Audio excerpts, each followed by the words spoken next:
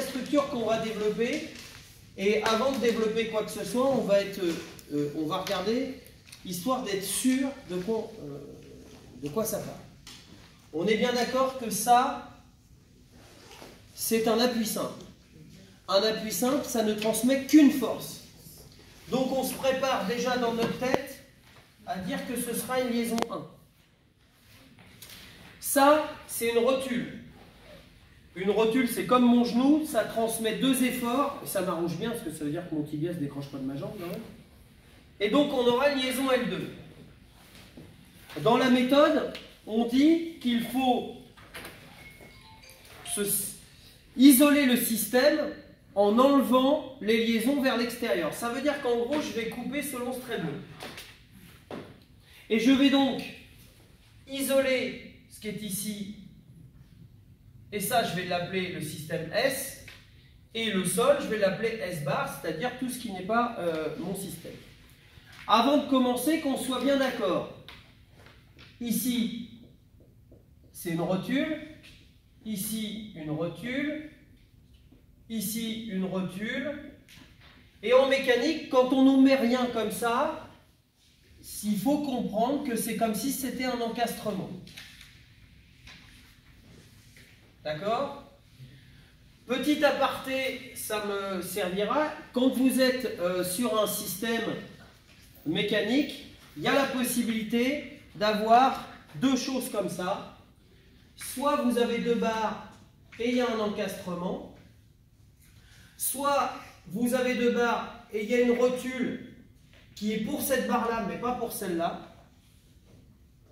Soit vous avez 3 barres qui sont reliées sur une rotule.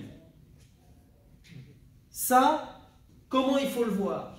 Une barre qui arrive sur un nœud qui peut transmettre 3 efforts, une force sur X, une force sur Y à un moment, donc 3 éléments, c'est donc N3. Quand on me dit qu'ils sont reliés sur ce nœud, ça veut dire qu'ici j'ai L3, L3, L3. D'accord? Ce cas-là, le dessin peut porter à confusion, mais on voit quand même que la barre, ici, elle est continue. Et si elle est continue, ça veut dire que le petit bout de barre qui est ici, il transmet bien à l'autre petit bout de barre qui est en dessous une continuité.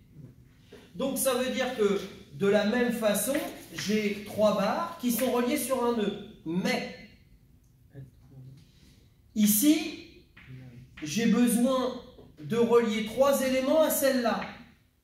Quel est le seul nœud qui peut transmettre 3 éléments? Ça ne peut être qu'un nœud N3. Car je vous rappelle qu'une barre, c'est une infinité de petits nœuds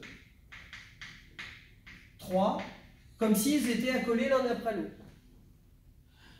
Par contre, cette barre-là, on voit qu'elle arrive sur une boule rotule. Ça veut donc dire qu'elle ne pourra transmettre que 2 efforts à la barre rouge.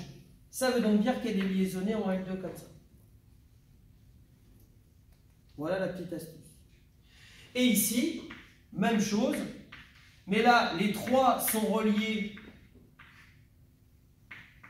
autour d'un nœud rotule. Et là, il n'y a pas de question à se poser. Tout est relié autour d'un nœud rotule. Donc à partir de là, je vais pouvoir faire cet exercice. Un exemple. Par exemple, il y a une... Je finis tout l'exercice parce qu'on le filme. Et après, tu me poses ta question.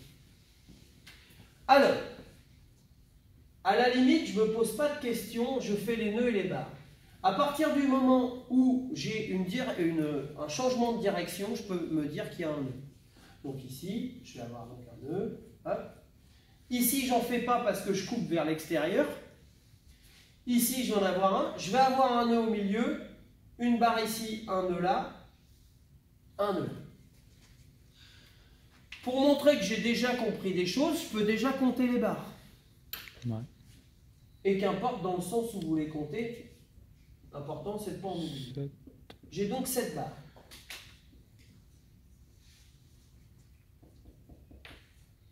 Maintenant, ici, ce sont des nœuds internes rotules, donc je pense que vous avez tout de suite compris que ce serait des N2.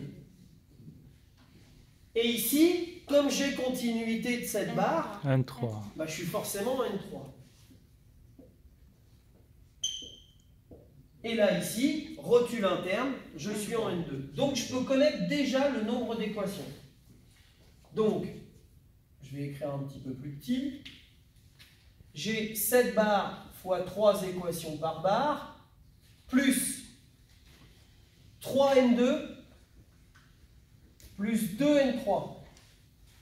7 fois 3, 21, plus 6, plus 6. 21 plus 6, 27, plus 6, ça nous ferait bien du 33 équations. Maintenant, je vais regarder quelles sont les liaisons possibles. Partons de l'extérieur. Ici, j'ai un appui simple, c'est un L1. Ma barre est en continuité, elle est liaisonnée en L3. L3. Cette barre arrive sur une rotule, elle ne peut transmettre que deux forces. L2, L2, pareil pour celle-ci. Là, il y a symétrie L2, L2. L3, L3. Et ici, j'arrive sur une rotule L2.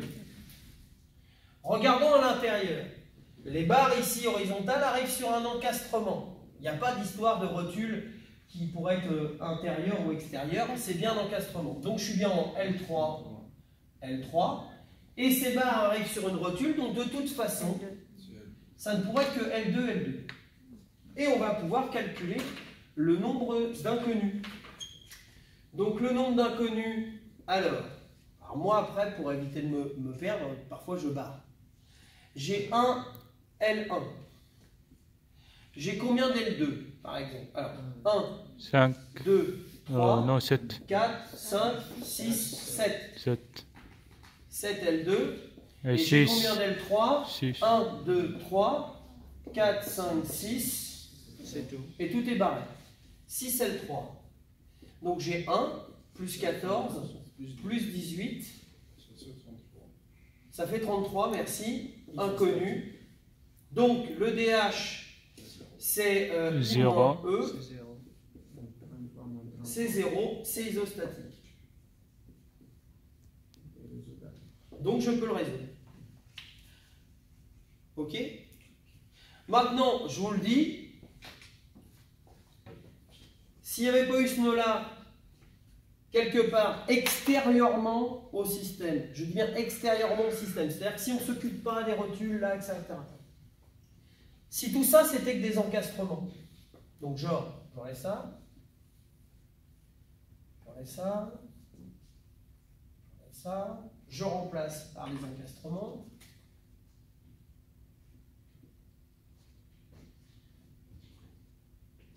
Ce système est peut-être hyperstatique, encore faudra-t-il le démontrer, mais en tout cas extérieurement, je pourrais le résoudre parce que j'ai une inconnue ici et j'en ai deux là. Et j'ai trois équations. Attention, le degré d'hyperstaticité parfois va vous démontrer que c'est isostatique et comme en TD, on a vu qu'il fallait peut-être une astuce pour arriver à trouver le nombre d'équations. D'accord? Donc là, tu peux arrêter de suivre.